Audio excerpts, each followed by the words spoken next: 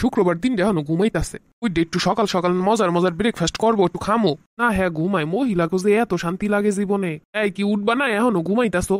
কি হইছে? শুক্রবার দিন এখনো ঘুমাইতাছো কি লেগে? একটু নাস্তা টাস্তা বানাও ভালো কিছু। বাজে 6:45, এখনই উঠে সকালে নাস্তা বানানো লাগবো। খাওয়া কয়টায়? এত বেলা পর্যন্ত মহিলারা ঘুমায় নাকি? তোমার আর কিছু বলার নাই। হায় রে জীবন, সারা জীবন ভাবছি বিয়ের পরে স্বামী শুক্রবার দিন বন্ধের দিন খাওয়াইবো নিজ হাতে রান্না কইরা। এরমের এখন প্রোডাক্ট ঘরে থাকলে সেই দিন ডেই যাবো মাডি হইয়া। সকাল থেকে মনে হইব জাহান নামের আগুনে জ্বলতাছি। আমি তো হইলাম এখন আজব রোবট। এটা চার্জেও চালান লাগে না, তেলেও লাগে না, মোবিলও লাগে না, পেট্রোলও লাগে না, খালি উষ্টা মারা। কিসের মতো কথা?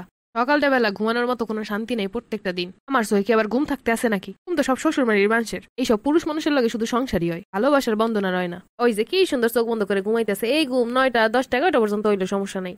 আসলে আমার মনে হয় মহিলাকে চোখই থার দরকার নাই। না কষ্ট পাই চোখ দিয়ে পানি পড়বো, না এগো বহুরূপী রূপগুলা দেহন লাগবো, না ঘুমান লাগবো, না চাই থাউন লাগবো। মহিলাকে চোহেরই দরকার ছিল না, হুদাই দিয়ে দিছে। না পারি ঘুমাইতে, না পারি কানতে, না পারি দুনিয়াটা চোখ খুলে দেখতে, খালি কাজ আর কাজ। এরপরে মুখ বন্ধ করে কাজ করলেই বালা। তার ভিতরে যদি বিন্দু পরিমাণ কোনো জায়গায় একটু ত্রুটি থাকে, তাই শ্বশুর বাড়ির অন্য কারো কিছু কওয়া লাগে না, এইরকম এক থাকলেই হয়। আমি হইলো ঘরের শত্রু বিভীষণ। এরকম যদি করে স্বামীরা, ওর কষ্ট দুঃখ কিছু বোঝে না, খালি বোঝে নিজের কামড়ু, নিজের স্বার্থটু। আর যাই হোক, এরা কোনোদিন ভালো স্বামী হইতে পারবে না। কান্দু মনে করো না, হাতে কি হয়েছে ফ্যামিলির সবাই তো অনেক ভালো জানে। ওর মনের মতো না হইতে পারলে জীবনে জান্নাতে যাইতে পারবে না, যতই যা করো না কেন। বউরে সারাদিন খাটাইবো কামলার মতো, বল লাগে ভালো ব্যবহার করবো না, বোর মনের মতো হইব না, আবার হে যাইব নাকি বোর সুপারিশে। কসু যাবা কসু। আমি নাইলে এই দুনিয়ায় কয়টা বছরই জ্বললাম, তোমার জ্বলা লাগবে সারা জীবনে, এইটা মাথায় রেখো। ভালো পুরুষরা সবসময় বোরে ডান হাত মনে করে। ওই যে মোবাইল রাখতেছে, ছুটির দিনটা সারাটা দিন আমার দিয়ে এটা সেটা করে খাটাইবো, আর হ্যাঁ ওইরকম সারাটা দিন মোবাইল টিপো নাহলে নিজে নিজে ঘুরতে যাইবো। কইবো কি বাইরে একটু কাজ আছে আইতাছি। বিশ্বাস করেন ভাই, কিছু না, যায় বন্ধুগুলোকে ঘুরতে। একবার বউরে নাকি আবার একবারে সুম্মা দিব। এইগুলো বেড়ারা জীবনেও মনের আবেগ বুঝবো না, এরা বউরে রোবট মনে করে। গামছাটা কোন জায়গায়? আলনার উপরেই রাখা আছে, চাইলেই দেখা যায়। ও পাইছি, আমার লুঙ্গিটা কোন জায়গায়? এখানেই আছে। ওই পাই না, একটু দিয়ে যাও। এটাও নিয়ে মোহের সামনে দেওয়ান লাগে সবসময়। এই সকালে নাস্তা খাবো না, একটা বন্ধু ফোন দিছে, একটু যাবো। আমি 6টা থেকে খাবার বানাইতেছি কি লেগে তাইলে? আরে বন্ধু ফোন দিছে, বুঝোই তো, তুমি খেয়ে ফেলো, আমি যাইতাছি ওর লগে একসঙ্গে নাস্তা করো।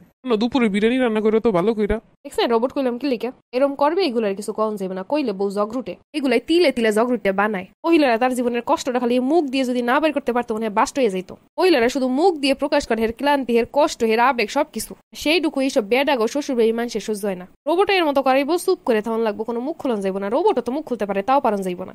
কাজ করবো, কালকে থেকে এহেনি একটা বিছানা বালিশ নিয়ে আমো। শুধু শুধু বিছানায় গিয়ে শুয়ে নামকরণ লাগবো না যে আমি ঘুমাইছি। সন্ধ্যাবেলা একটু মোংলাই বানাই তো। আমার কিছু কাপড় চুপড় আছে, ওইগুলো একটু ধুয়ে দেওয়া তো ভালো কইরা। অফিসের ব্যাগটা জুতাটা একটু ভালো করে পরিষ্কার কইরো আজকে। দেখছেন, ঠিক এইভাবে খালি অর্ডার নিবেন। এরা জীবনেও রান্নাঘরে এসে বললো একটা জিনিস হেল্প করে না, কারণ ওই যে বউ রোবট, এর কোনো আবেগ নাই, অনুভূতি নেই। এরকম একটা স্বামী হইলে ননদের জ্বালা লাগে না, শাশুড়ির জ্বালানো লাগে না, এমনি জ্বলতে তাই সারাক্ষণ। এরকম একটা প্রোডাক্টই যথেষ্ট।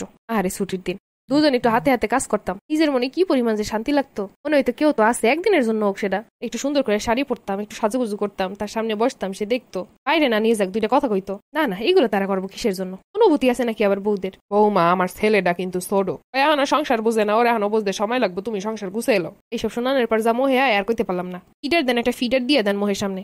আমি হইলাম হ্যাঁ পোলার চেয়ে 7 বছরের ছোট। আমার ফ্যামিলির মানুষ আমার কমপ্লেন খেয়ে বড় বানাই দিয়েছে। এর লাগে শাশুড়ির পোলার থেকে আমি এখন বুঝদার বেশি। এই সংসার করতে পারি না, আমি সংসার গুছে এলো। কি যে কইতাম আর।